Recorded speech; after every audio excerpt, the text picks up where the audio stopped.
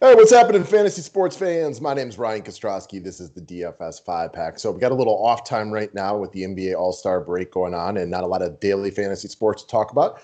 Thought I'd take a few minutes as we start preparing for the fantasy baseball season, which will be here in just a couple of weeks. If you're still looking for a league to play in as well, feel free to reach out. I got a couple available. All going to be hosted on ESPN, $100 entry fees. Let me know if you're interested in the league. I got a few that I can hook a couple people up with if they are looking for it. Don't forget to click the thumbs up on the video. But I wanted to take today and start breaking down some individual players. And I'm going to start with, you can see the cover boy right there is my boy Christian Yelich. I am a Wisconsin sports guy. Live right here in Green Bay, Wisconsin, if you're new to the station. So I do watch a lot of the Milwaukee Brewers. And so I figured it would be a good start to the year to talk about my favorite player, Christian Yelich.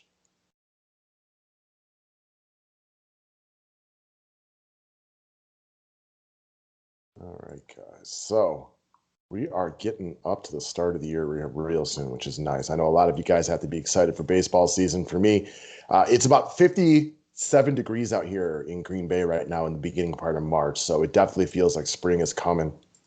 What can you guys do? I already said it. Click the thumbs up button, subscribe to the station if you are new to it.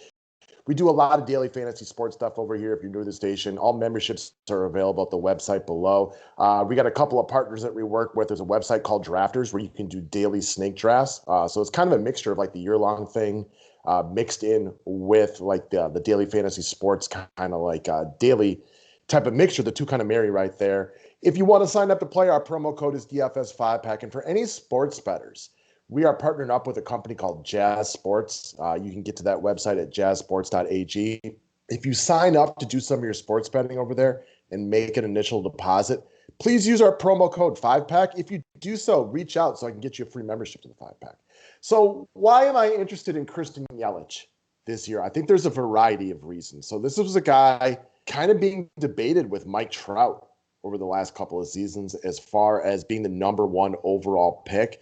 And now you can get him in the very late first round or all the way down to the mid-second round, depending on where your ADP projections are coming in. Obviously, that'll vary from draft to draft, depending on who you guys are drafting with. If you're drafting with a bunch of Wisconsin sports people, you probably won't be able to wait that long. But if you draft on more of non-regional or people who are mixed throughout the United States, then it shouldn't be as big of a deal. So there's a couple things to like right here. One, I love guys coming off of a bad season when you can explain away the bad season. And there's a variety of reasons not to read too much into how Christian Yelich played last year. It was a bad year for him. No doubt about it. I don't think that is a sign of things to come. I think you can chalk it up to a variety of reasons. One, he hit into an insane amount of bad luck last year. On a shortened season like this, that can be a thing. It's just a shorter time period where bad luck can be looked at more on the numbers because it was a short season as opposed to stretched out over a long year, where a lot of that bad luck probably would have worked in his not against him if the season had played out a little bit longer. It was a weird year with the pandemic, lack of warm-up time. It affected some players more significantly than it affected other players. We saw plenty of people succeed last year, and it wasn't an issue to them. While there was some good players who had off years last year, and then a condensed season like that's to be expected. So right now, I'm looking Yelich is more ranked around guys like Jose Ramirez and Trevor Story as opposed to the Ronald Acuñas and the Mike Trouts of the world.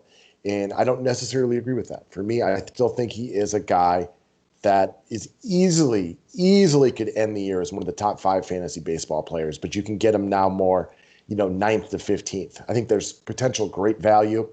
If you're doing an auction draft like I do, I love getting 2 studs up top, and I love getting Yelich as like a second round stud. You know what I mean? Like, so grab him with a Tatis or an Acuna or whoever it is that you view at the top. If you want to go with a front end pitcher like a Shane Bieber or whatever it might be, you can get him for, what's the best way to phrase this? Like tier 2 type of money in an auction draft like this. Or if you get the ability to get one of those late first round picks and then you can double up with him in the early second round, I think that's a great 1-2 punch for the year. I massively prefer him over Jose Ramirez and Trevor Story. And I'm usually somebody that goes for middle infielders as much as I can early on because for my money, middle infield weakens really, really quickly.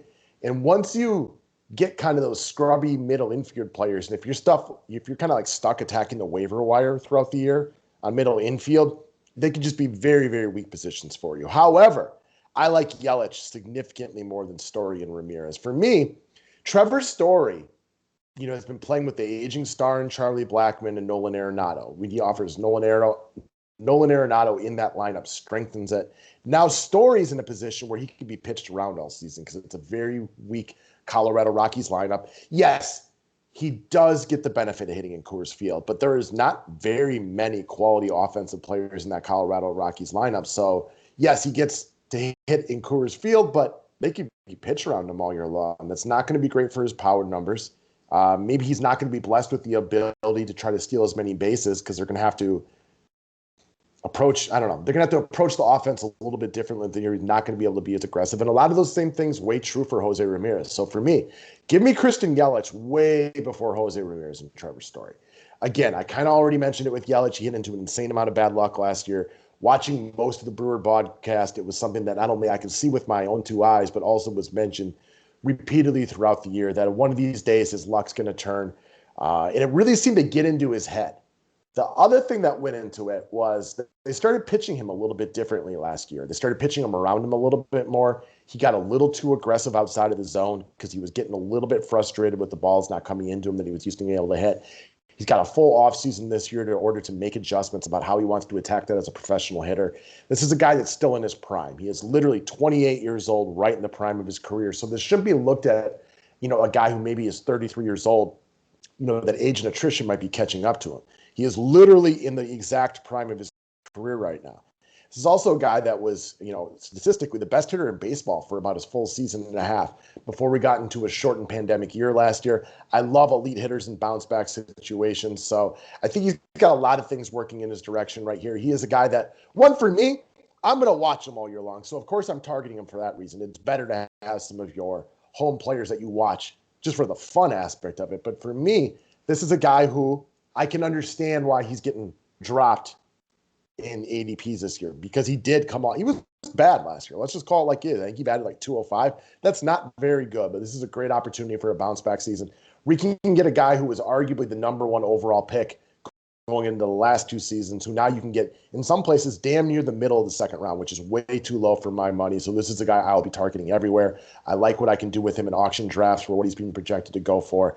I think he's a steal for where you're going to get him this year. And I think he's one of the guys that if you can make trades, and if you're doing kind of the snake draft where you go back and forth and you want to position yourself in a spot to draft him this year, I think this is a guy who has, potential top 5, if not top 3 type of production this year, but with a much lower ADP. So that's what I got for you guys. That's number 1. I'll do a few more of these before the season progresses. Best of luck to everybody.